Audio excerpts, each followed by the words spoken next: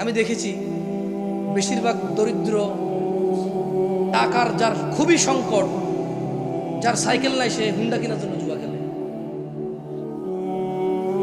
স্বাবলম্বী খুব বেশিটা মানুষ খেলে না, ওরা একটু নেশাগ্রস্ত আর নারীলি পশু হয়, ওরা একটু জুয়া খেলে স্বাবলম্বীদের মধ্যে। আমি জরিপ বলতেছি, জরিপ। এখন বড় লোকরা হয়তো ঘরের ভিতরে খেলে, পাবে খেলে, বারে খেলে, আমরা তো দেখি না। আমরা রাস্তাঘাটে সব কালারা খেলে, এদেরকে তো দেখেছি লুঙ্গি পরা সিরা কিনতে। আমি কি করবো কখন, ওটা তো দেখি না কিনে। আর আমি ওই সোসাইটিতে বিলং করি না।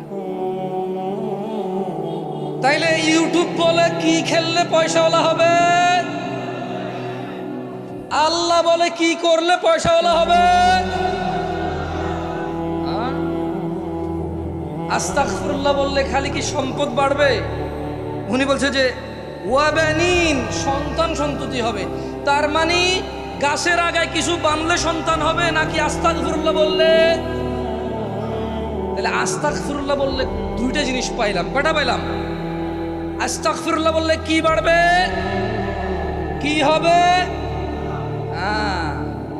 এখন সম্পদ হইল, সন্তান হইল, খাবে দাবে। তো আমি কি চিরঞ্জীবী, যা পৃথিবী ছেড়ে চলে যেতে হবে না? তো ওখানে কি হবে? আস্তাগফিরুল্লাহ বলে যদি পাপ থেকে ফিরে আসে মানুষ, আর যদি ওই পাপে না যায়, ওয়াজআল লাকুম জান্নাত ওয়াজআল লাকুম আনহারা, তাহলে দুনিয়ায় সম্পদ বাড়বে, সন্তান সন্ততি হবে, মরে গেলে জান্নাত দিবে আল্লাহ, যে জান্নাতের নিচে ঝর্ণা।